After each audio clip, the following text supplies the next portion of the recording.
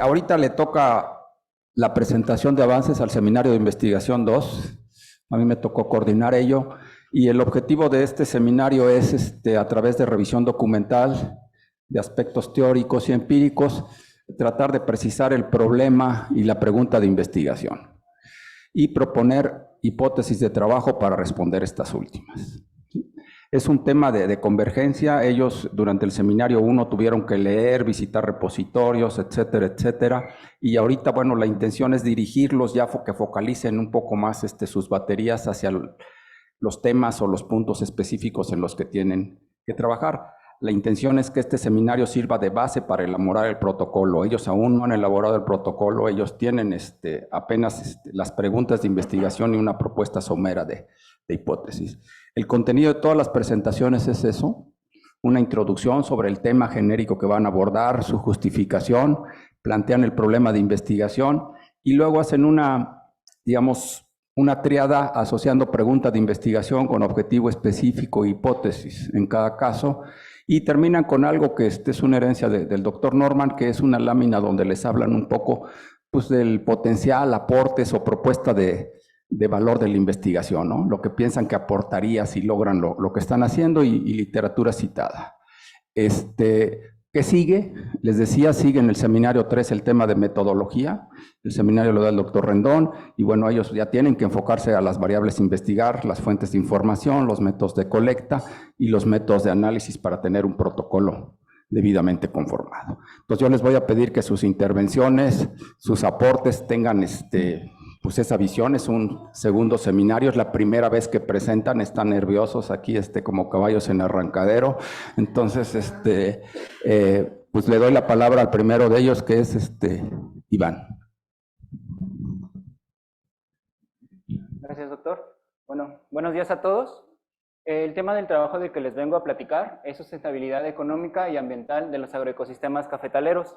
Este trabajo cuenta con el apoyo de la doctora Leticia Miriam Zagarnaga Villegas, así como de la doctora Guadalupe Elizalde López. Comenzaremos con una introducción en donde se presentan 4 puntos que son importantes para lograr entrar en materia con ese trabajo del que vamos a platicar. Vamos a ver el café a nivel global. Bueno, mundialmente y diariamente se están consumiendo 2.250 millones de tazas de café. Esto tiene una buena justificación, ya que vamos a estar hablando de la segunda bebida mayormente consumida, solamente por detrás del agua. Sin embargo, durante los años 2021 y 2022 ocurrió una disminución en la producción del café de por lo menos 1.4%. Esto se debe a diversos retos o choques que se presentaron. Algunos de los principales, el aumento en los precios de los fertilizantes y también otros temas que tienen que ver, por ejemplo, con el cambio climático. Hablamos de algunas heladas y altas temperaturas. Para el siguiente año, 2022-2023, se espera una recuperación del sector, lo cual sí ocurrió de por lo menos 1.7%. Esto se atribuye principalmente a que los grandes productores de café, hablando mundialmente, es decir, Brasil, Colombia y Vietnam, pudieron recuperarse de estas situaciones o le pudieron hacer frente. Si pasamos al café de nivel nacional, bueno, nos encontraremos que hablamos de un cultivo que ocupa la 7ª posición en cuanto a importancia de superficie nacional cosechada se refiere, por detrás de algunos cultivos importantes como maíz o caña de azúcar.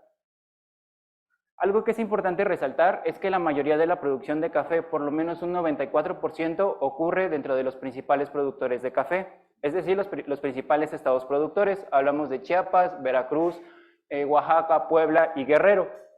Pasemos al aspecto económico. Bueno, esta actividad engloba o abarca por lo menos 3 millones de personas y un poquito más de 500,000 productores.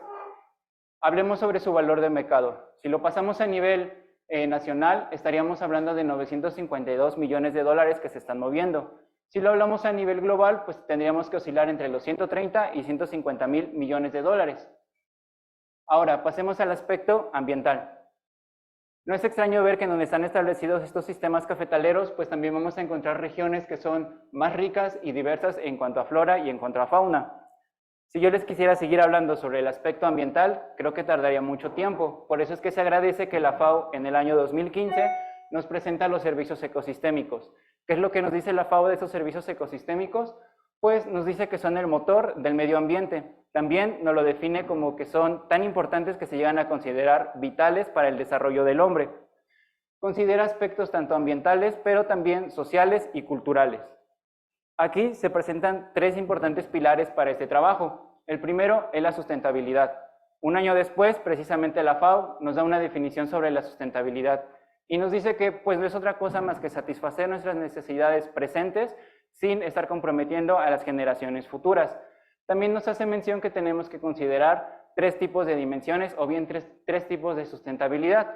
La primera es la económica, la segunda es la ambiental y la tercera es la social.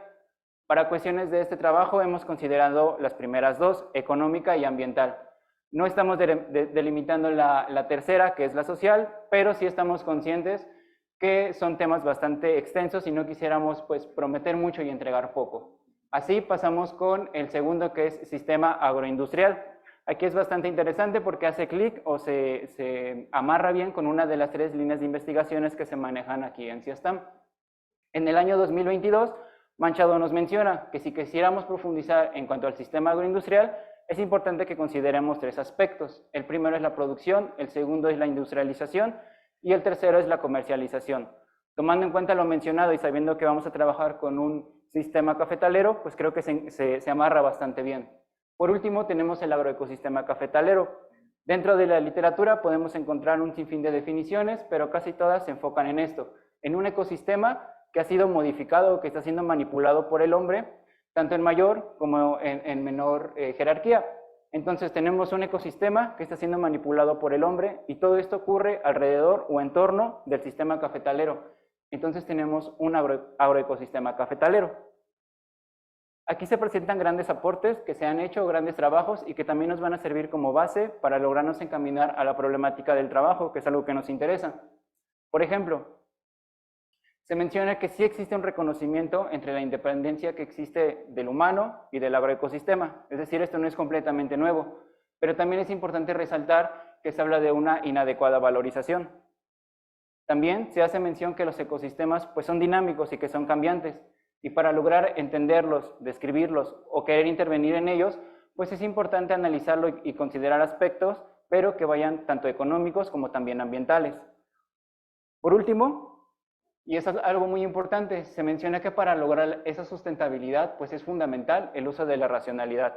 Es decir, para lograr esa sustentabilidad lo tenemos que hacer de manera racional, considerando aspectos económicos y ambientales, y así lograr una adecuada valorización. Aquí se presenta el planteamiento del problema del trabajo. ¿Qué es lo que tenemos que considerar que ha pasado durante las últimas décadas? Bueno, se han presentado retos o choques para esta actividad, como lo mencionaba yo en la introducción. Esto va a desembocar en una amenaza para la sustentabilidad. También tenemos que considerar que ha habido una pérdida de liderazgo en el sector cafetalero, por lo menos en el país. Hace algunos años México era considerado como uno de los principales productores. Hoy día se encuentra entre el 9º o el 11º lugar, va a depender de qué fuente consultemos. Sin embargo, también tenemos que considerar que vamos a trabajar con productores que se han mantenido como gestores de recursos. Estos recursos pueden ser altos, medios o bajos, pero se han mantenido en la actividad. Otra cosa que tenemos que considerar es que estos sistemas están ubicados en zonas frágiles o bien tradicionales. Un ejemplo de ello, en el estado de Veracruz, no es muy normal ver estos sistemas establecidos, por ejemplo, en las sierras o en la zona de la sierra, que también van muy de la mano con altos índices, por ejemplo, de marginación o de pobreza. Más o menos ese es el entorno en donde se están desarrollando estos sistemas. ¿Qué enfoque se quiere dar? Un enfoque de reconciliación de aspectos. Cuando tenemos estos dos aspectos, económicos y ambiental, podríamos creer que si uno sube, el otro baja, o que si ponemos atención mucho en otro, el otro lo estamos sacrificando. Lo que este trabajo también busca es esa reconciliación de aspectos. También lo queremos ver tal vez como externalidades. ¿Por qué no ver el lado ambiental como una externalidad, pero que sea positiva? ¿Qué otras cosas tenemos que considerar? Algo que es muy importante son las estrategias de gestión. Las estrategias de gestión las vamos a definir como esas acciones o decisiones que están tomando tanto el productor o la unidad de producción para tener mejores resultados. Consideramos que tenemos que estar muy atentos y que es importante identificar a los desviados positivos. De nuevo, productores o bien unidades de producción que están tomando esas acciones o decisiones sobresalientes para tener mejores resultados.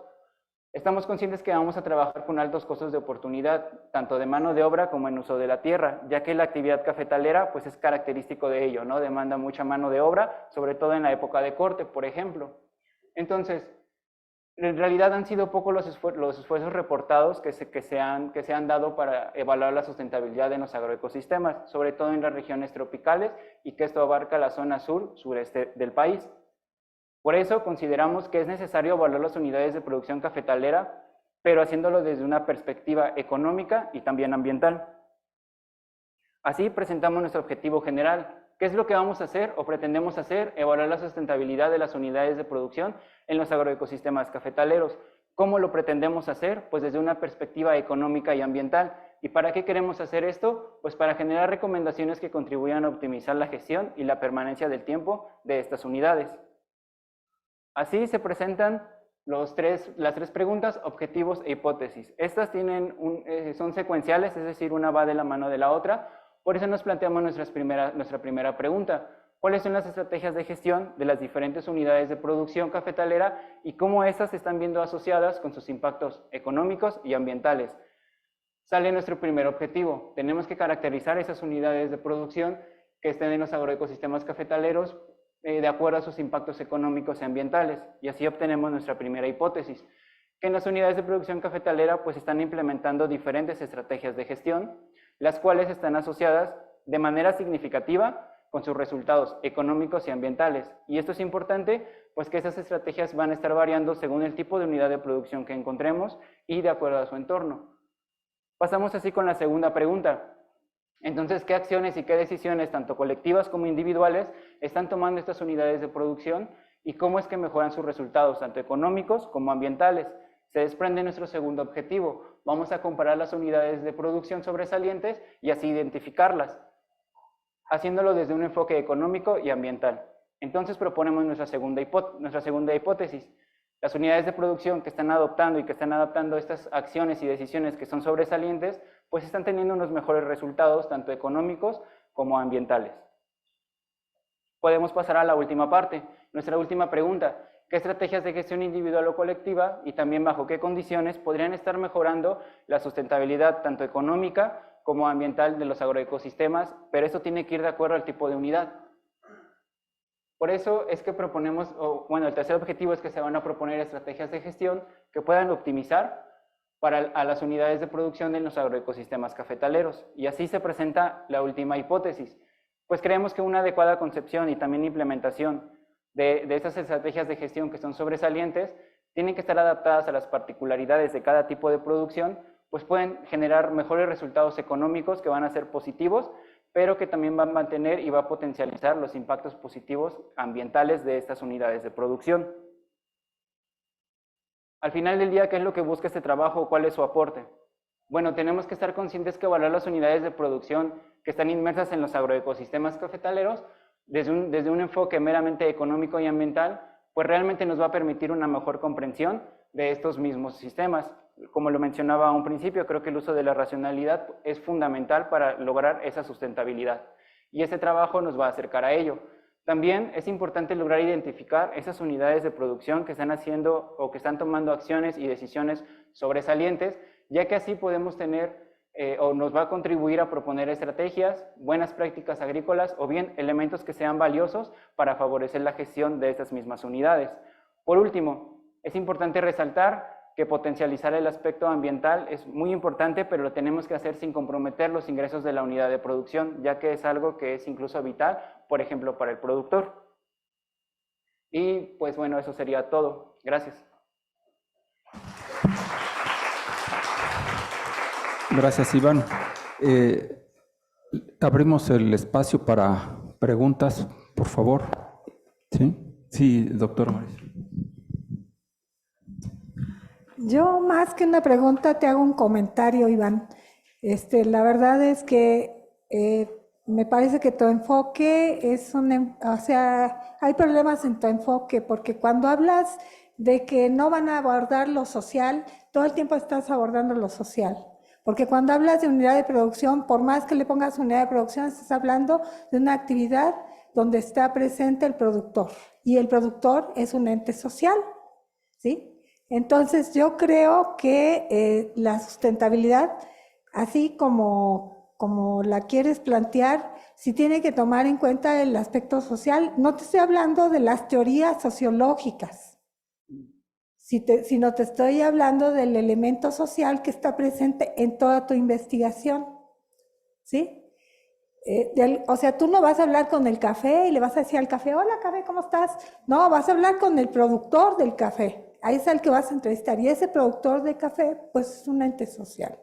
Entonces, creo que tienes que modificar esa parte porque de otra manera, pues como que tratar la parte económica y ambiental, la parte económica son las relaciones sociales de producción ahí, ¿sí? Entonces, ¿cómo puedo entender la parte económica si no entiendo las relaciones sociales que hay dentro de la parte económica? Y la parte ambiental, desde luego, pues no sé cómo definas toda la parte ambiental, ¿verdad?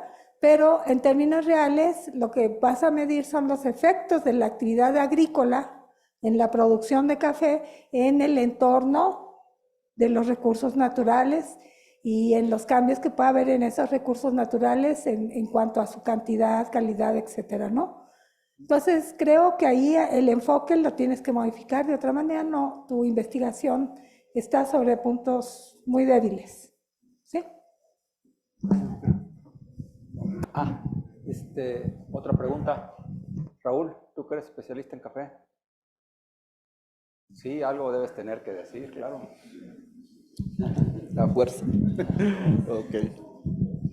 Pues yo creo que la unidad de análisis, bueno, ahí comenta sobre los desviados positivos.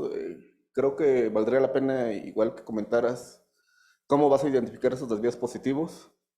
Y la otra, yo creo que la unidad de análisis, para ver cuestiones sostenibles, pues muchas veces a nivel parcela es complicado, ¿no? Yo creo que si retomaras también unas unidades de análisis a nivel de organización o grupos de productores. Marcelo, tú también eres especialista, vienes de visita, pero a lo mejor aprovecho. Ahí está. Marcelo. Sí, igual que Raúl, el comentario sería ver, salirse de la parcela y del cultivo para ver las tendencias organizacionales de precios, porque si vas a hablar de sostenibilidad, no la puedes restringir a la parcela, ¿no? Entonces sería eso, agarrar. ¿Alguien más, Rita? Ajá, doctor Rita. Maestra Rita, para los que no me conozcan. Históricamente estuve en promedio tomando mucho más café que los mexicanos. Y a mí me han educado que el café de México es el mejor café del mundo. Entonces es como mi universo. Mi pregunta nada más sería, ¿cuál es realmente la unidad que vas a estudiar? Porque se habló en forma muy general. La unidad de producción, entonces, geográficamente, donde coincido aquí con Maritza, también cómo se va a ver la cadena de valor y si se van a incluir aspectos históricos también.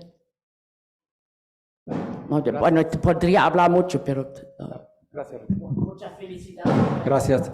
Si quieres un minuto para hacer algún comentario que integre lo que te dijeron. Sí, de acuerdo. Bueno, gracias por los comentarios y por las preguntas, se agradecen mucho. Sí, doctora, voy a considerar el aspecto social, gracias por esa observación. Lo comentaba más bien en cuanto a la sustentabilidad, de cómo es que lo dividía la FAO, pero creo que sí es algo que indudablemente nos va a llevar a tomar el aspecto social. En cuanto a los comentarios, por ejemplo, de identificar esos desviados positivos, a lo mejor entraría yo un poquito más en cuanto a metodología, pero creo que se podría hacer tal vez con la realización de algunos paneles, creo que se pueden identificar, con algunos cuestionarios también podemos identificar a esos productores o aquellas unidades de producción que están haciendo esas cosas sobresalientes, ¿no?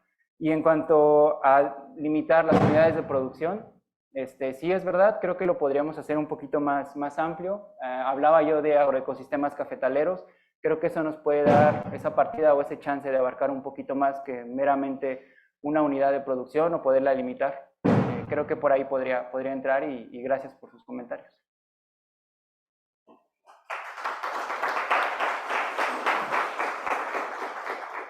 Bueno, sí está activo. Gracias. Gracias, Iván. Le vamos a pedir entonces ahorita que nos acompañe Miriam, por favor.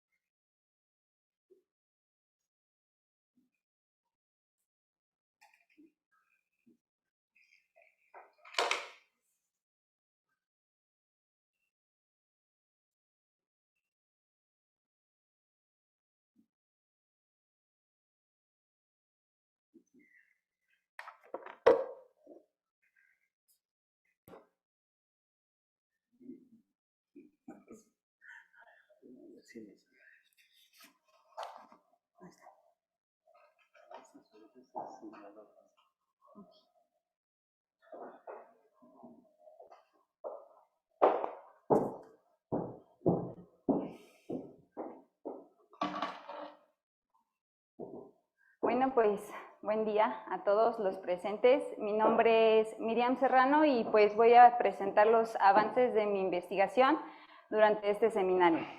Mi investigación está enfocada en el análisis del discurso del cambio climático en el medio social X, o antes conocido como Twitter, y su vinculación con las políticas públicas. ¿Y cómo quise yo empezar esta presentación? Pues aquí se presenta una imagen o en un conjunto de imágenes que fue extraída de un artículo en donde se analiza un conjunto de datos extraídos de este medio social alrededor de pues simplemente visualizando el cambio climático en este medio social. Se puede observar que pues obviamente es un artículo muy actual donde se muestran diferentes categorías y subtipos de imágenes alrededor de este cambio, de esta temática. Podemos observar, pues obviamente, contornos de diferentes colores. Son 6 filas que se componen alrededor de diferentes temáticas en imágenes, en impactos y en acciones. También, por ejemplo, aquí se vienen alrededor de los colores, pues la intensidad de cómo estas imágenes se ven reflejadas y cómo está medido su impacto. ¿Y cómo quise empezar yo esta presentación? Creemos y sabemos bien que los medios de comunicación en los que realmente estábamos acostumbrados, que era periódico, radios y televisiones, pues eran una fuente de información. Pero con el crecimiento global de los medios sociales y de las plataformas tecnológicas, pues realmente hemos tenido un gran alcance en este tipo de visualizaciones. Sobre todo para comprender diferentes puntos de vista, diferentes perspectivas, que obviamente nos van a dar información acerca de temáticas que pues realmente son muy actuales y que realmente nos concierne a todos, pues obviamente en el sector agrícola. Y bueno, pues bien sabemos que la crisis climática global es un problema primero influyente en las creencias de nosotros que tenemos como sociedad y como compromiso que nosotros y que las organizaciones y que los diferentes organismos están actuando para llevar a cabo acciones que que conduzcan a la mitigación de este fenómeno, pero también a una voluntad de entender también nosotros el poder accionar y conducir a la mitigación del cambio climático. Recordemos, y lo que les comentaba, pues los medios sociales ahorita ya son fuente de información que nos permiten llegar a, pues ahora sí que en muchísimos lugares. Entonces también nos permite atender ciertas problemáticas y ciertas temáticas que pues nos pueden dar respuesta. También recordando, pues los datos son conocimiento. Entonces un buen conjunto de datos nos puede dar respuesta a soluciones o a acciones que nos permitan llevar a cabo para atender esta temática.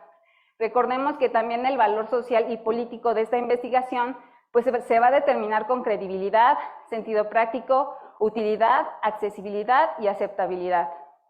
Recordemos que todas las aplicaciones del medio social proveen nuevas maneras de conducir a un nuevo compromiso cívico, al unir redes públicas alrededor de todo el mundo que nos rodea y pues obviamente a los medios que nos permite tener también una comunicación política. Y bueno, Ustedes dirán, ¿por qué el medio social X?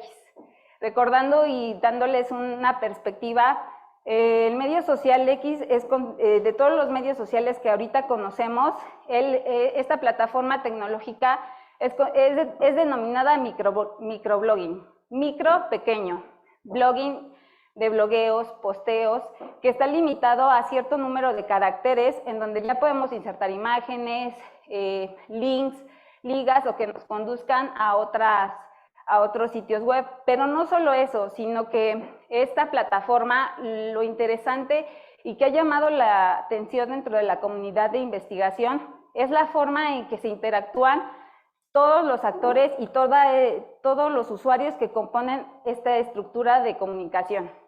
Entonces, a partir de esto, el cofundador Stone en 2009, él mencionaba, la idea inicial de este medio social era que publicáramos las actualizaciones de lo que nosotros estábamos haciendo. Pero sin embargo, el giro que empezó a dar este medio social cambió totalmente y se simplificó a dos palabras en inglés: what's happening, ¿qué está pasando? Entonces, este medio social brinda la oportunidad de ubicar temáticas y conexiones y la estructura de cómo las conexiones y cómo todos los usuarios que estos se componen, pues expanden un tema de conversación y pueden hacerlo pues tendencia o pueden hacerlo focalizador. Y así, pues forma parte del estudio de la comunicación en línea y que ha llamado la atención de una comunidad de investigación científica, por lo que es importante saber y conocer de qué temáticas están hablando sobre el cambio climático, ya que, como bien sabemos, pues el tema de la discusión del cambio climático es muy amplio. Son diversas acciones, diversos actores, diversos usuarios que pues se componen alrededor de esta temática y que pues también es importante conocer otra situación, las percepciones públicas. Bien sabemos que ya no hay un solo lado de la moneda, sino también son varias vertientes que determinan de cómo está bien establecida las percepciones públicas y la relación que tiene con la arquitectura de este medio social. Y pues dentro de esta figura pues podemos observar que entre los 10 principales países por usuarios en el medio social pues se encuentra México. Y bueno, ¿cómo vamos a hacer esta vinculación con la agricultura y con las políticas públicas? Bien sabemos que la agricultura es uno de los campos donde más impacto ha tenido, más consecuencias se ha brindado alrededor de este problema.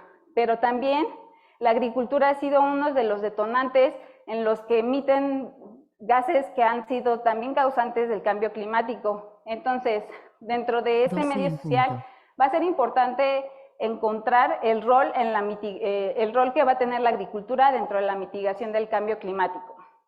También, a partir de esto, una vez definiendo todo el rol que se tiene alrededor de la agricultura, pues es poder comprender las políticas climáticas agrícolas que están haciendo y que están accionando para la mitigación de este problema. Bien sabemos, y la oportunidad que brinda este medio social es poder focalizar eventos que están en tendencia para las agendas, para accionar, para implementar y para evaluar las políticas públicas. Y sobre todo, pues comprender, hay una brecha siempre, conocemos el cambio climático, pero también hay una brecha que existe alrededor de accionar. Entonces, la agricultura siempre se adapta y los productores agrícolas se han tenido que adaptar a todas estas cuestiones cambiantes que han estado modificándose muy constantemente alrededor de esta temática. Entonces, creemos, y yo creo, que las políticas pues obviamente tienen que ir en este sentido, en enfocarse pues obviamente siempre pues, en los productores para seguir asegurando alimentos sanos y sobre todo que puedan cubrir la demanda de una población que sigue en crecimiento. Y de esto surge el planteamiento del problema. Bien sabemos que pues, el conocimiento sobre las percepciones públicas en la causa, el efecto sobre el cambio climático global es un elemento para la toma de decisiones. Es por eso que la arquitectura que está compuesta dentro de este medio social y los usuarios y los actores que conforman y que en él participan, pues van a brindar una posibilidad para poder identificar eventos, stakeholders o actores para apoyar a las políticas que puedan contribuir a la mitigación o al accionar del cambio climático, desarrollando primeramente una mejor comprensión en el medio social y la relación que pueda tener con las políticas climáticas agrícolas y poder así seguir contribuyendo al campo de la investigación. Y bueno, pues de esta parte se desprenden los diferentes objetivos, hipótesis y preguntas de investigación. La primera, pues, debemos demostrar el alcance del uso de X como un medio en el cual se expresan, comunican e interactúan diversos actores, atrayendo así el interés entre la comunidad científica académica sobre el tema del cambio climático. Y pues obviamente la pregunta de investigación 1 pues se plantea qué dinámica se describe en esta investigación alrededor del discurso del cambio climático dentro de este medio social. Y como hipótesis es probar que sí existe un soporte de investigación, de investigación en la que destaca el discurso del cambio climático en este medio social, por lo tanto es una brecha de oportunidad para la investigación. Una vez que tenemos todo este soporte, pues nuestro siguiente objetivo va a ser estructurar toda la discusión del cambio climático dentro de este medio social, así como identificar los factores claves que influyen en las percepciones públicas, en las interacciones y en la relevancia sobre el problema climático, en particular sobre la agricultura. La pregunta de investigación es ¿quiénes conforman el discurso alrededor del cambio climático con énfasis en la agricultura y qué factores van a influir en las percepciones dentro de este medio social? Como hipótesis, pues dentro de esta estructura es que vamos a encontrar diversos factores que pueden explicar dicha actividad, como puede ser eventos en tendencia, sociedad civil o agencias semiautónomas no gubernamentales como la ONU, la FAO, entre otros. Y pues bueno, ya una vez que tenemos toda esta estructura, ya una vez que tenemos todo este sustento de investigación del discurso del cambio climático, pues ahora vamos a llevarlo a lo real. Aquí es proponer, se va a encontrar una brecha de, bueno, conocemos estos elementos alrededor del medio social, bueno, entonces vamos a agarrarlo sobre las políticas de aquí a nivel nacional o acotarlo sobre todo pues al sector agrícola, ¿no? Entonces el objetivo va a ser proponer una herramienta que disminuya primero esa brecha entre el discurso del medio social y su relación con las políticas públicas alrededor del cambio climático, en particular con la agricultura. Y como pregunta de investigación, pues, ¿qué mecanismo se propone para determinar el discurso del medio social X alrededor del cambio climático en una estrategia pública actual? Y como hipótesis es que dentro de este análisis vamos a descubrir que hay acontecimientos que llaman la atención y van a ser conocidos como eventos focalizadores o eventos en tendencia. Ofrecen estos la posibilidad de centrarnos mediáticamente, formando así parte de las agendas de los responsables políticos y del público en general en el diseño, implementación y evaluación de políticas públicas. Y bueno, como comentario final, el potencial que tiene esta investigación es que de manera informada y adecuada y bien sustentada en la metodología, pues realmente esta investigación puede ser conducida para diferentes o puede ser aplicada para diferentes corrientes de políticas públicas, obviamente siempre cuidando la calidad metodológica que se va a llevar a cabo y pues siempre soportado con calidad en la evidencia. Y pues por mi parte sería todo y muchas gracias por su atención.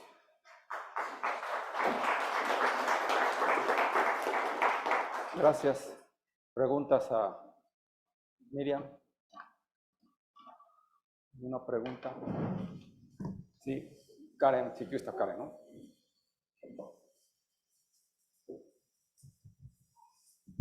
Hola Miriam, felicidades. Me intriga mucho tu investigación en dos sentidos. El primero es ¿por qué X? Ya hubo un primer cambio de Twitter a X. Bueno, ya planteaste una justificación. Sin embargo, Moss manifiesta que va a seguir haciendo cambios en esta plataforma. Por ejemplo, que va a ser de paga en un futuro. Entonces, ¿por qué? Y después hablas de la agricultura. Pero la agricultura no es el sector más contaminante, podríamos hablar de la industria minera. Y aparte, ¿cómo esto que se está realizando en X sobre el cambio climático va a alcanzar a los productores cuando están en un contexto diferente? Marisa, por favor. Hola Karen, interesante tu trabajo. Sin embargo, me parece que cuando inicias dices, vamos a hacer una investigación haciendo un análisis del discurso. Y en ningún lado aparece el sostén del análisis del discurso. Es decir, no hay ahí un planteamiento, o sea, las dos fuentes básicas para hacer el análisis del discurso, primero es la lingüística y luego es la semántica. Y no hay ahí ningún planteamiento teórico que permita entender cómo vas a enfocar esto, porque de otra manera, pues lo único que vas a hacer es estudiar el instrumento, que es X. Pero tú eres una estudiante de doctorado, entonces tienes que tener bases teóricas más fuertes precisamente para hacer el análisis del discurso. Entonces, mi recomendación, pues es que le metas también por ahí, no nada más, porque Twitter, pues, o ahora X, pues es, digamos, es como cualquier red, ¿sí? No hay diferencia, puedes escoger Facebook, lo que sea, pues son instrumentos para hacer comunicación, pero ahí la base teórica mediante la cual tú vas a explicar el análisis del discurso, es importante que la construyas, ¿sí? ¿Ok? Gracias, doctora. Víctor. Víctor quería.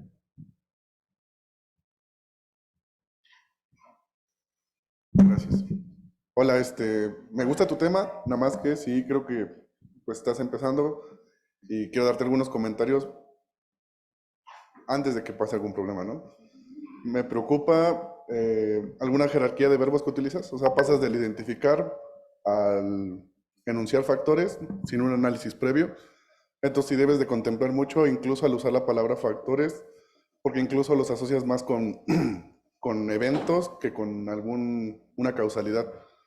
Entonces creo que podrías incluso acotarlo un poco y ampliar en cuestión metodológica, ya sea que ocupes análisis del discurso, una cuestión estadística, análisis de redes sociales, porque si brincas de una identificación y descripción a una propuesta sin un análisis robusto previo, creo que puede perder valor tu trabajo, ¿no? Entonces, básicamente eso, para que lo contemples.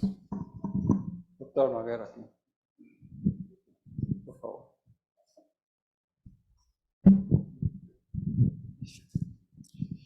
Hola, Miriam.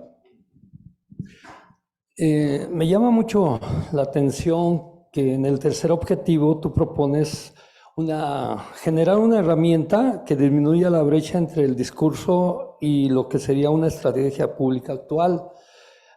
Sobre todo considerando que pues ahorita hay programas federales, estatales, municipales, como por ejemplo Sembrando Vida, etcétera, que precisamente buscan, pues ahora sí que plantear alternativas al cambio climático. De hecho, otro ejemplo pues es lo de agricultura regenerativa que está promoviendo mucho el doctor Marrubio, lo de las prácticas agroecológicas que están promoviendo en varias políticas estatales, públicas. Entonces, como que sí existe este accionar, ¿verdad?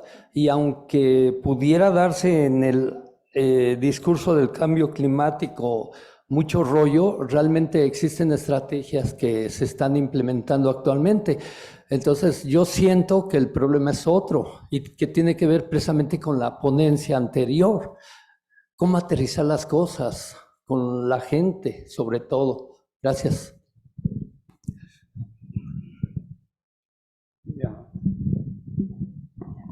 sería la última intervención porque estamos sobre esto. Vale, gracias Miriam por tu presentación. Pues si bien es un tema relevante a nivel mundial, es importante pues aterrizarlo un poco porque tú hablabas que se podrían mirar temas a nivel nacional, entonces debes de ir definiendo pues dónde lo vas a focalizar, cómo vas a hacer el filtro de las personas que tú vas a hacer en esta red social y por qué utilizar esta red social y no ir a otro tipo de conferencias que digamos tienen más realce, sobre todo con la vinculación de políticas públicas como son la cumbre del cambio climático. Entonces siento que sí es un tema muy importante, pero falta ir definiendo estos indicadores y cómo vas a ligar, pues sobre todo, este tema de tanta relevancia con pues con lo que acabaste de escoger, si es esta red social realmente o si realmente necesitas vincularlo con otro tema más focalizado a las políticas públicas de cada uno de los países. 30 segundos para... Bueno, pues muchas gracias por todas sus preguntas y por el interés que tienen en este tema. Se agradece y pues van a ser tomados en cuenta. Y pues bueno, la verdad es que sí es un tema muy extenso, es un tema muy amplio y justamente muchas gracias, profesora Marisa, de pues esta parte, ¿no? De obviamente del análisis del discurso, pues va a ser tomado en cuenta y pues realmente podría darles explicación, pero pues a partir del seminario 3 vamos a atacar todos estos comentarios y pues muchas gracias por su atención. Adelante, Mari Carmen.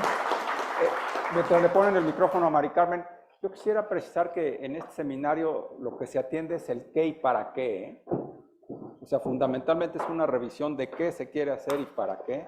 Los cómo corresponden a la elaboración del protocolo, ¿sí? Van a tener que ligarse a eso. Entonces, de hecho fue bastante complicado mientras se desarrollaba el seminario. Ellos siempre querían ir al cómo sin tener claro el qué y el para qué, ¿no? Entonces, ahorita estamos en esa parte, ¿no?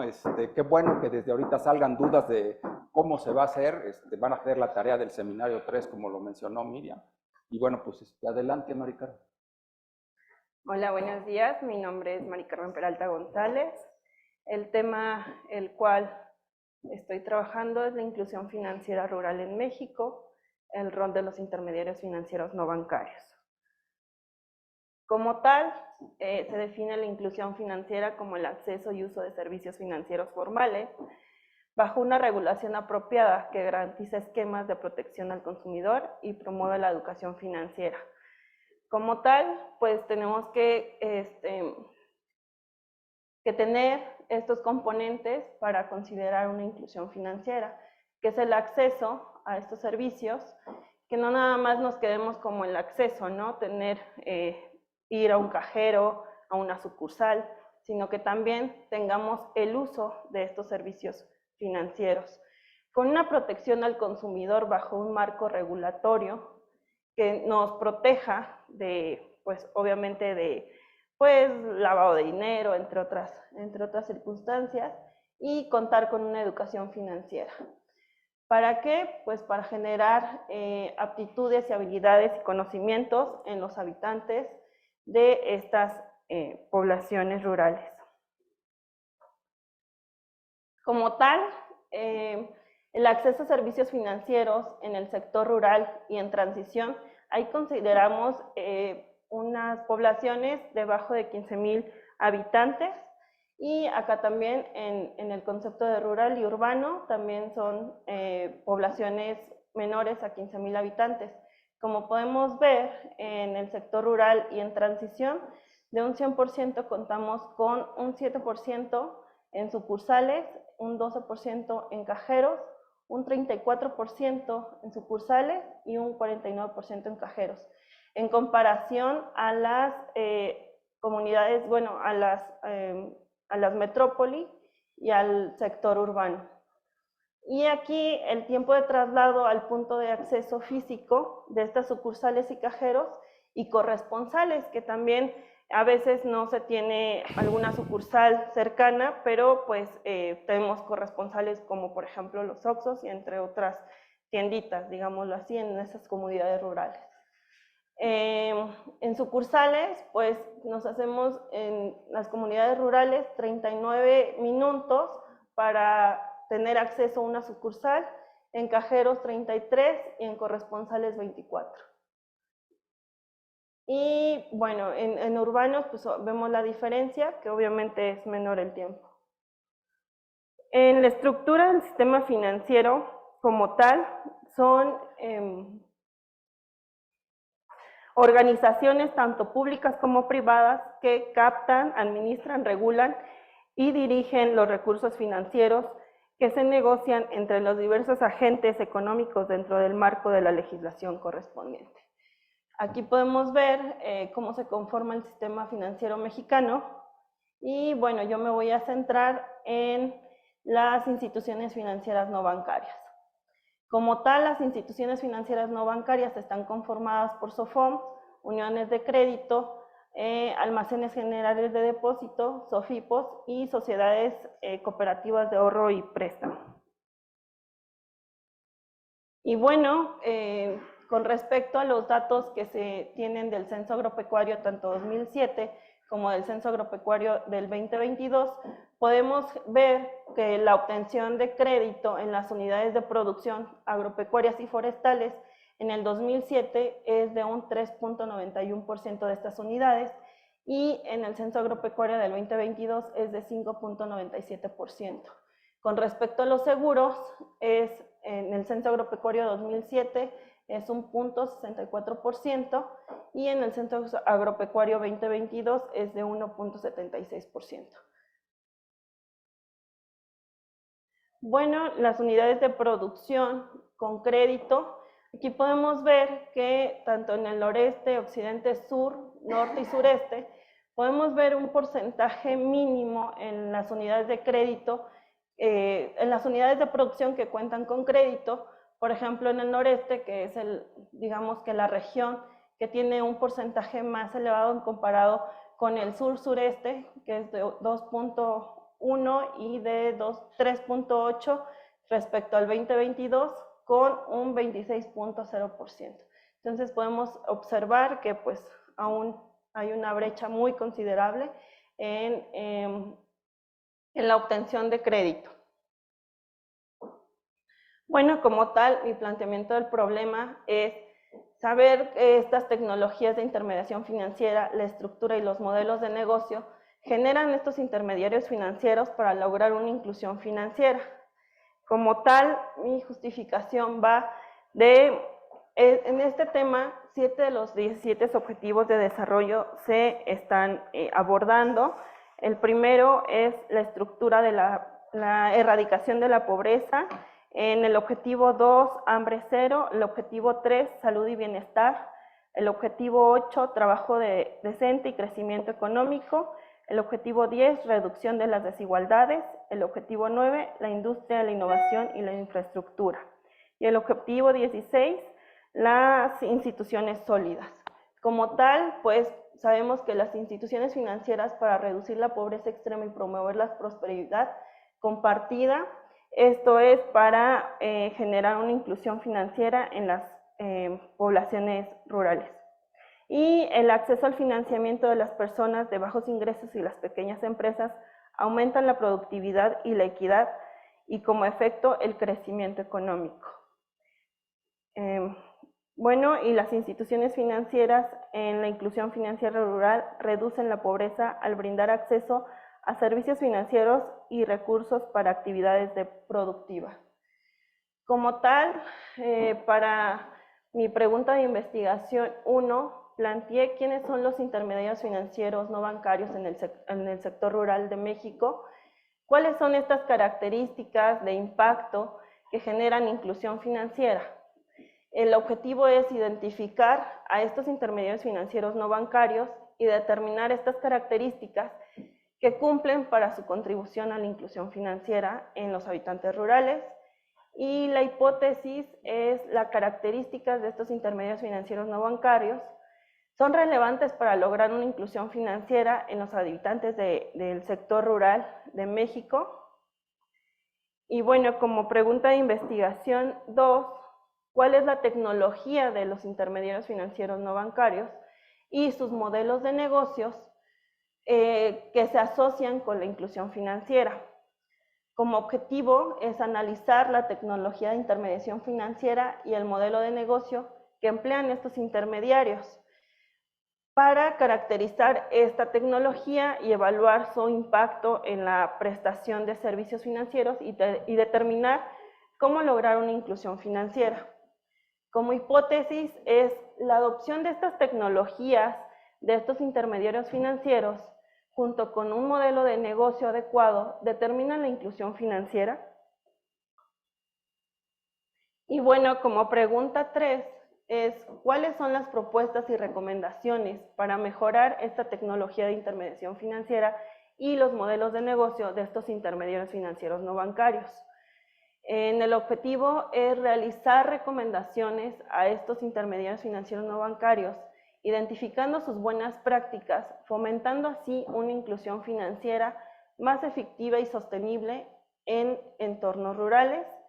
Y la hipótesis es implementar las buenas prácticas, la implementación de estas buenas prácticas de estos intermediarios financieros generan un impacto positivo en la inclusión financiera.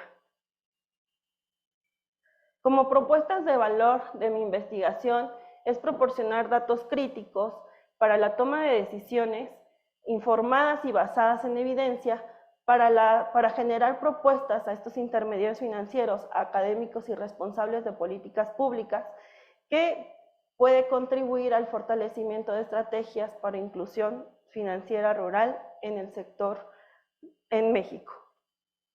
Y bueno, pues agradezco su atención y espero sus comentarios. Gracias. Muchas gracias, Mari Carmen. Tania, por favor.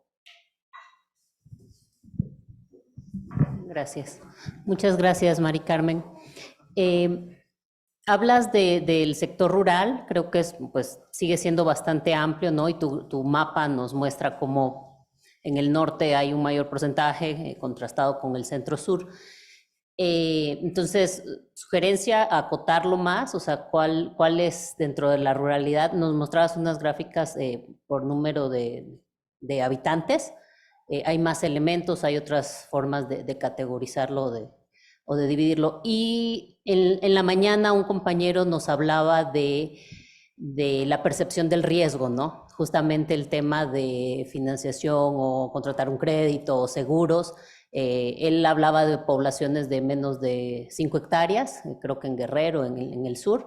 Entonces, poderlo acotar, porque si lo planteas de entender qué están haciendo las organizaciones no bancarias para facilitar esto, pero creo que vale la pena, al menos en tu objetivo 1, donde haces una radiografía un poco más amplia, también entender a qué características tiene esa población, que entonces estos organismos o estas instancias están atendiendo de forma pues más efectiva. Carlos, y después Karen. Hola, sí, yo creo que es muy interesante y valdría la pena analizarlo también desde la perspectiva de FIRA. FIRA ha estado trabajando mucho en lo que es la inclusión financiera y que lo acotara así por estados, regiones y también por cultivos, ¿no? Porque hay diferentes formas de ver el crédito, ¿vale? Karen, por favor. Gracias. Mari Carmen, considero que tu tema es bastante pertinente. Tengo un par de dudas. En primer lugar, ¿por qué modelo de negocios? Y después, considero que podrías incluir las limitantes que tiene lo que estás analizando, las entidades financieras no bancarias para otorgar estos créditos y las limitantes que tienen los productores para percibirlos, por ejemplo, la tenencia de la tierra, las garantías, las tasas. Creo que podría aportar a tu estado del arte. ¿Alguna otra pregunta, comentario? ¿Existe ahí? ¿Nadie? ¿Pregunto?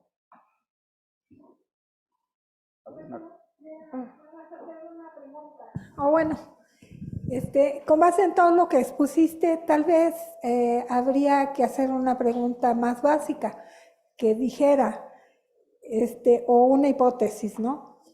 La inclusión financiera efectivamente tiene un efecto en mejorar las condiciones económicas de la gente en el sector rural, porque de otra manera me parece que tus preguntas están un poquito así como muy abiertas, ¿no? Entonces, si tú lo que quieres es ver el efecto de la inclusión financiera, pues tienes que hacer una pregunta muy concretita con respecto a eso.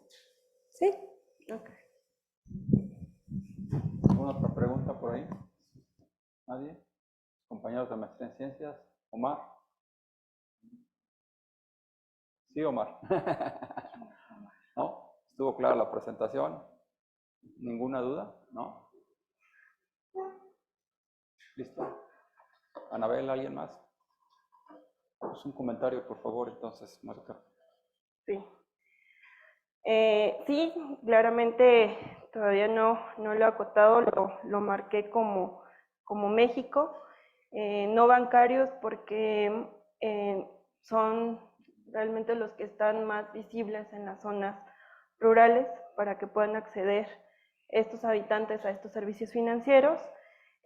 Probablemente sí pueda tomar algo con respecto a FIRA, porque FIRA realmente sí está trabajando directamente con estos intermediarios financieros no bancarios, con respecto a algunos fideicomisos que se están manejando actualmente, con algunas sociedades que se han conformado, dentro de ellas una que es ProDesarrollo, que alberga a 55 instituciones financieras no bancarias, y las cuales se tiene que evaluar si realmente si están realizando inclusión financiera y si la inclusión financiera mejora, ¿no? ¿Qué efectos tiene? Y sí, el modelo de negocio precisamente para saber cuáles son estas limitantes que los productores tienen para recibir estos servicios financieros, por qué no acceden o por qué el porcentaje es muy bajo en México. Y agradezco sus comentarios, sus preguntas, y seguiremos trabajando en ello. Gracias.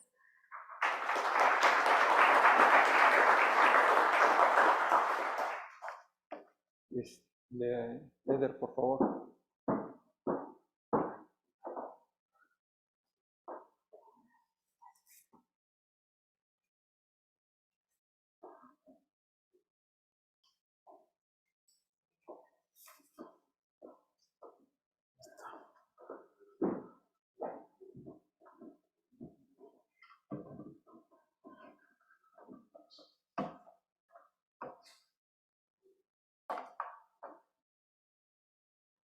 No me veo.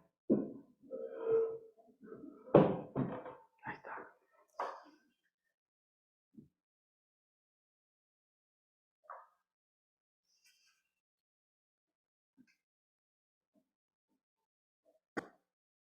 Bien, pues buenos días o tardes ya a todos. El día de hoy vamos a hablar sobre el futuro de mi investigación en el CIESTAM, que se refiere a una propuesta de metodología para la estimación de pérdida y desperdicio de alimentos. Esto de la mano con el doctor Víctor Palacio, la doctora Alejandra Ramírez del Colpos de Veracruz, el doctor Genaro Aguilar del Instituto Politécnico Nacional. Bien, la FAO estima que cada año se pierde alrededor de 30% de los productos que se producen para consumo humano. Se pierden o se desperdician. Hay quizás dos conceptos que son diferentes. La pérdida la podemos definir como la disminución en cantidad y calidad de los alimentos para consumo humano que salen de toda la cadena agroalimentaria, pero haciendo la acotación que solo cuentan a partir de la post cosecha hasta el mercado minorista. El desperdicio es la misma disminución en cantidad y calidad de los alimentos, pero agrega las partes no comestibles y además se centra solamente en el último eslabón de la cadena, o sea, en el consumo de hogares, de restaurantes y demás. Bien, entonces cuando comprendemos nosotros estos volúmenes, esta composición de estos flujos, nosotros tenemos material suficiente para estar informado en el proceso de toma de decisiones y justificar de manera importante también las inversiones de capital que se tienen que hacer para el problema, ¿no? Podemos decir que todos los alimentos que no se consumen representan un gran costo medioambiental, también tienen un costo socioeconómico, pero también tienen una gran oportunidad. Una oportunidad, aquí aparece un nuevo concepto que es la PDA evitable y es una fuente importante para combatir el hambre, mejorar la seguridad alimentaria y cuidar el medio ambiente. Estas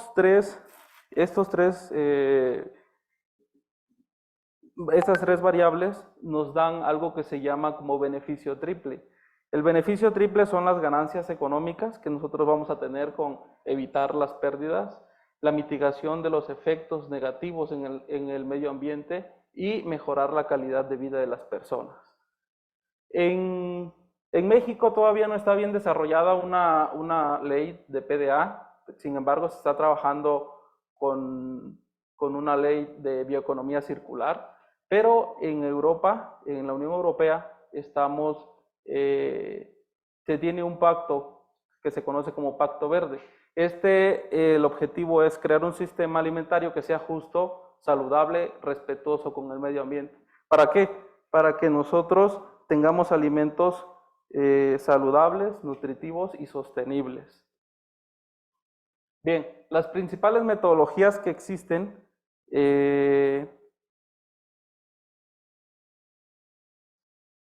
es la primera, la de la FAO, que se enfoca desde la poscosecha hasta la venta minorista.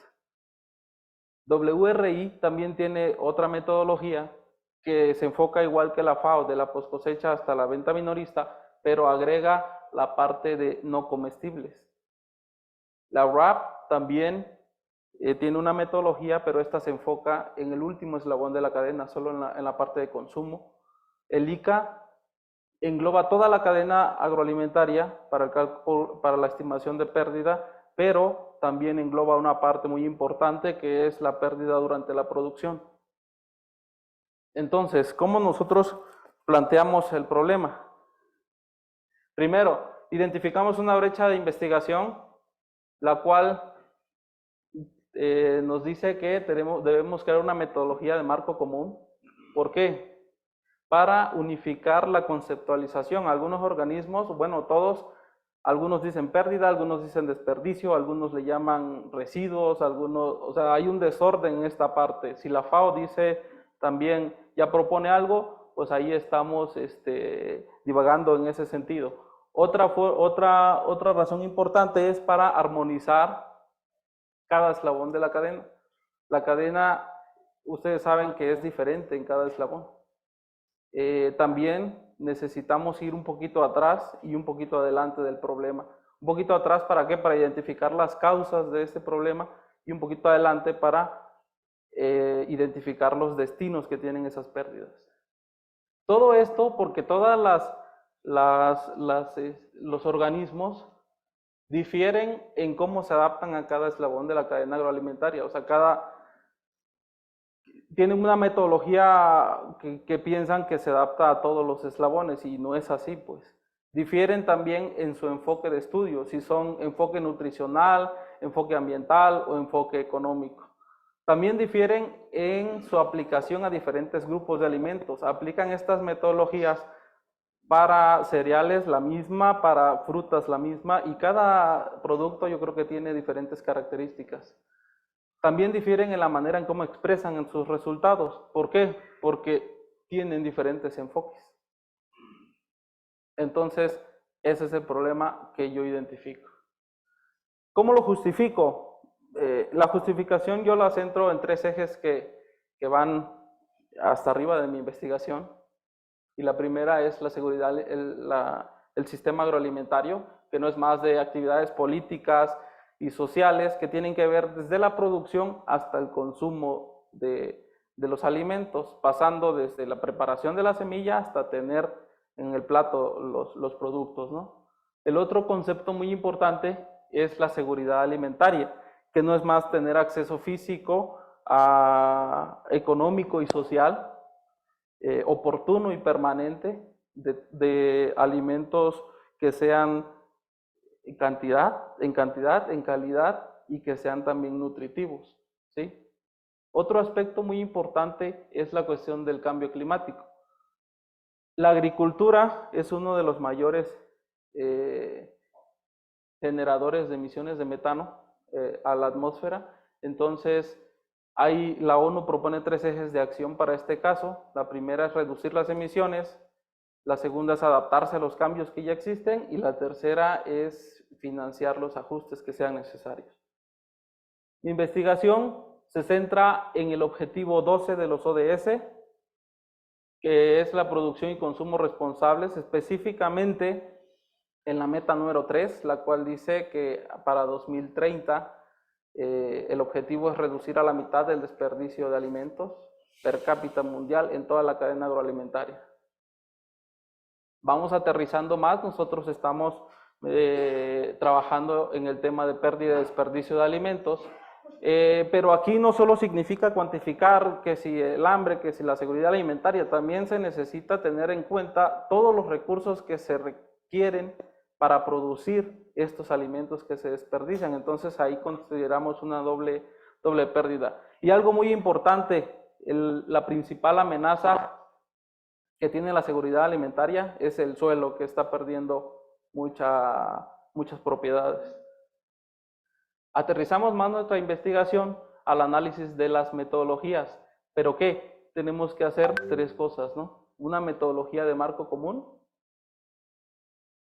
que tenga que ver con los enfoques, si es nutricional, ambiental o social, los objetos de estudio, si estudia alimentos, si estudia residuos, objetivos de estudio, si es nada más cuantificar las pérdidas o es también ver qué de esas pérdidas se puede reutilizar. Aquí aparece otro concepto importante, las jerarquías de recuperación de alimentos, que no son más que otra cosa que lo que hacen las empresas, los organismos, los productores, para mitigar este problema, pero lo clasifican en 3: alimentos que se pueden recuperar, alimentos evitables y alimentos que se eliminan totalmente de la cadena. Así sale nuestro objetivo general, el cual es que a través de la metodología de FAO, de la WRI, del ICA, de la RAP, de CCA, de Fusions, nosotros vamos a proponer una metodología de marco común. Esta metodología, ¿qué pretende? O sea, no voy a identificar las cosas malas de cada metodología, sino simplemente de estas tomar la que mejor se adapte para una metodología común. Entonces, ¿para qué? Para poder implementarla y validarla en algunos casos de estudio en México. Nuestra primera pregunta de investigación tiene que ver con cuáles son las características, los alcances y las limitaciones de estas metodologías que utilizan los organismos internacionales. ¿Cómo lo vamos a hacer? Pues el objetivo es identificar estas metodologías. ¿Cómo lo hacemos? A través de una revisión sistemática y un metaanálisis que vamos a proponer. ¿Para qué? Pues para identificar las características, los alcances y limitaciones. La hipótesis quedaría planteada de la siguiente manera: las metodologías empleadas por estas instituciones poseen características, alcances y limitaciones que difieren en sus definiciones de PDA, en su enfoque de estudio y en los grupos de alimentos que estudian. La pregunta 2 es: ¿qué componentes principales debe tener una metodología de marco común para la estimación de PDA? ¿Sí? Entonces, ¿cómo lo vamos a hacer? Pues vamos a establecer los principales componentes de la metodología a través de estudios de tipo de producto, metodologías que aplican, regiones de estudio, expresión de resultados, etcétera, ¿no? ¿Para qué? Pues para tener una precisión y una eficiencia en la gestión de este problema. Entonces, la hipótesis queda marcada como sigue. Una metodología de marco común debe contemplar varias cosas en la cadena agroalimentaria. Las causas y destinos de PDA, las regiones de estudio, las expresiones de resultados y los tipos de alimentos que estudia. La pregunta 3 tiene que ver ya después de la aplicación, ¿no? ¿Cuáles son los alcances y las limitaciones que resultan de la implementación y la validación de esa metodología que nosotros vamos a proponer? El objetivo particular es, pues, validar la metodología. ¿A través de qué? Pues vamos a aplicarla en cereales, frutas o verduras, o si se puede en 2, si da tiempo, pues tal vez en 2. ¿Para qué? Pues para identificar cuáles son los alcances y las limitaciones nuevamente, pero de la metodología propuesta. Entonces, la hipótesis es que la implementación y validación de esta metodología tiene alcances positivos en precisión, en escalabilidad y en aplicabilidad global. Esto anticipa también que va a haber problemas siempre de calidad de los datos y de los grupos de alimentos que nosotros podamos estudiar. Entonces, después de proponer nuestro problema y nuestras preguntas, objetivos, nosotros decimos en qué va a impactar nuestra investigación. O sea, la integración de una metodología de marco común, yo la identifico que va a avanzar, va a generar muchos avances en la cuestión de cuantificación de PDA a nivel mundial, pero en 5 puntos específicos. La primera va a poder aplicarse a diferentes cadenas agroalimentarias. La segunda va a ser aplicable a diferentes tipos de producto. La tercera va a ser aplicable también a diferentes canastas básicas. La tercera, que se va a poder proponer estrategias de solución y generar políticas públicas basadas en evidencia. Y la tercera, y una muy importante, es que va a permitir generar avances en materia de bioeconomía circular. ¿Sí? Entonces, pues recuerden comprar solo lo que necesitan y consumir todo lo que compren. Gracias.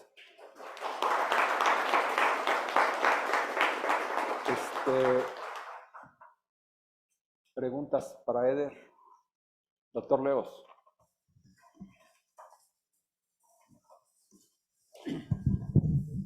Solo un comentario. Si vas a analizar varios métodos para hacer uno común, omitiste todo lo que ha hecho el USDA en Estados Unidos, el Economic Research Service. Ellos tienen una metodología propia que la han sacado de otras y una buena revisión de metodologías en el mundo. Y además es bueno el ejemplo de Estados Unidos por la cantidad de datos que tienen, que posiblemente no pueda ser tan fácilmente adaptable a nosotros, pero que sí te evidencian las evidencias que pueden ponerse y cómo capturar los datos. Entonces yo te recomendaría que incorporaras todo lo del Economic Research Service. Están contemplados, doctor. Sí, están contemplados. Primero ellos y después. Sí, el doctor Ocampo. Después el doctor Mayor.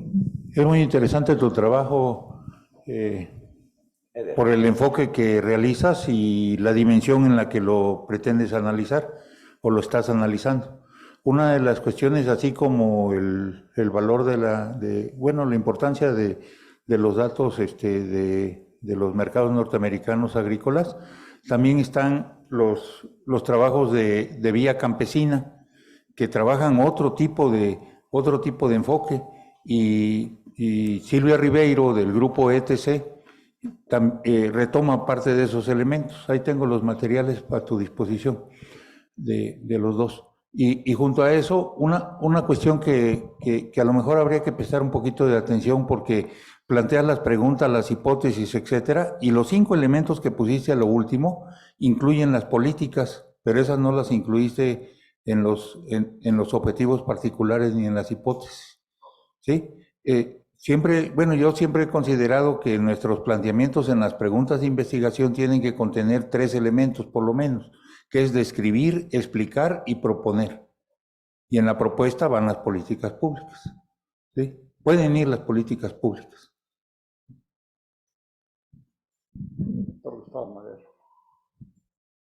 Luego, doctor Jorge.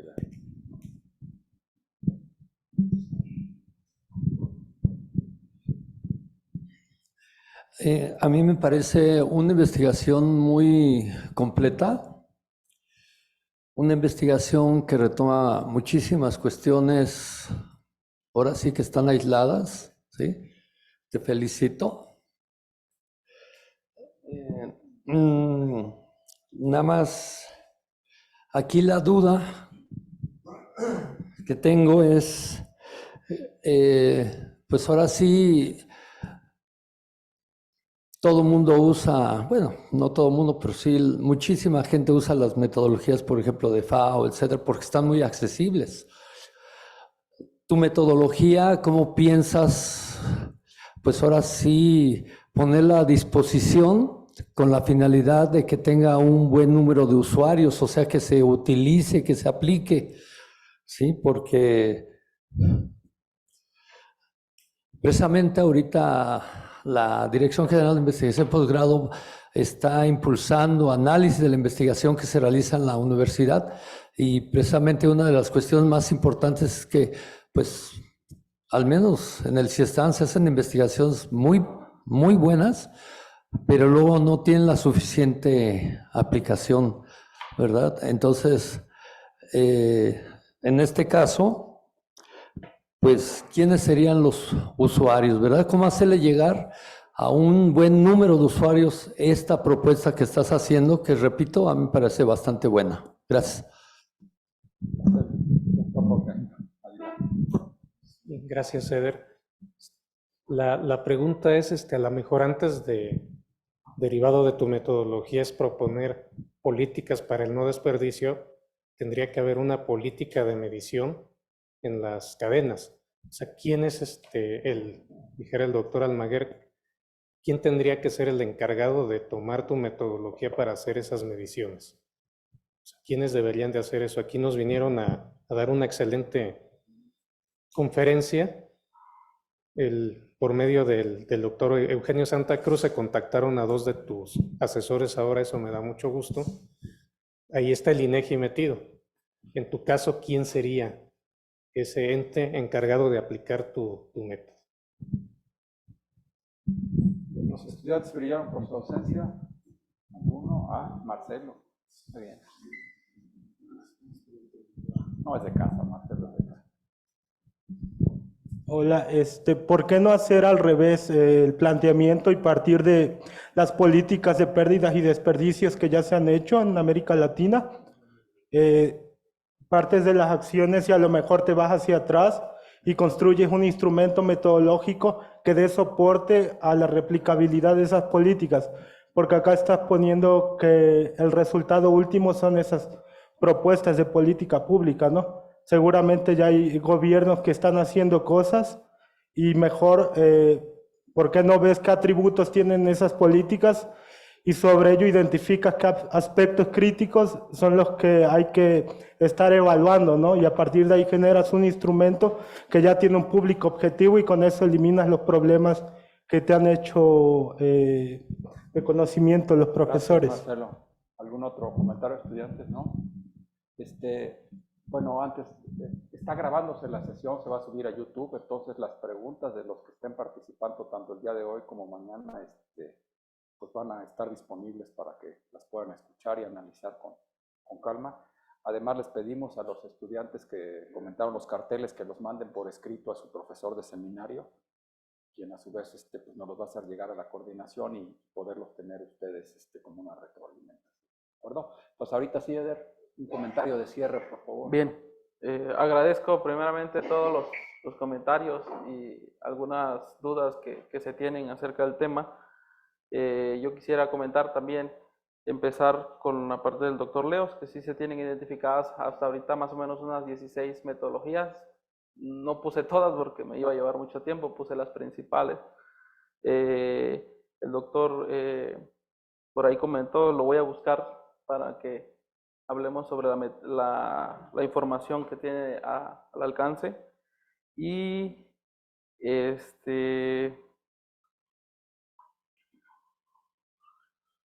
los usuarios de esta metodología. he hablado bastante con mis asesores y una de las principales usuarios son universidades. También se van a distribuir a través de bueno, la red que tienen ellos en algunos organismos de estos para ver qué trabajo se puede hacer en conjunto. Entonces, yo creo que también se plantea hacer una estancia profesional después para poder ir a revisar este tema con Chile, por ejemplo, Brasil, que tiene muchos avances en este sentido. Y no voy, referente a su comentario, no voy centrado a las políticas porque ni siquiera nos ponemos de acuerdo en qué concepto utilizar, ¿sí?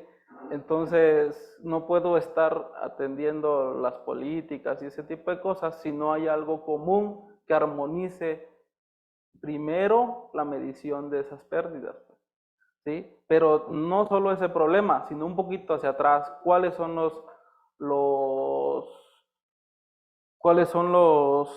se me fue la palabra, cuáles son lo que lo produce y cuál es el destino que tienen esas pérdidas? Entonces yo quiero primero proponer una metodología que armonice toda esa parte y después ver cómo, porque sí, hay muchos avances en Chile, en Brasil, por ejemplo, que están proponiendo todo lo que no se venda en los mercados, malbaratarlo después y el gobierno compensa con algo, ¿no? Para que no se pierda y los que no tienen acceso a comida, pues tengan acceso en los mercados locales. Entonces, son políticas que sí vale la pena echarle un vistazo, pero ahí vamos a estar pendientes. ¿Algo más? Solo eso, doctor. Bueno, gracias. Muchísimas gracias.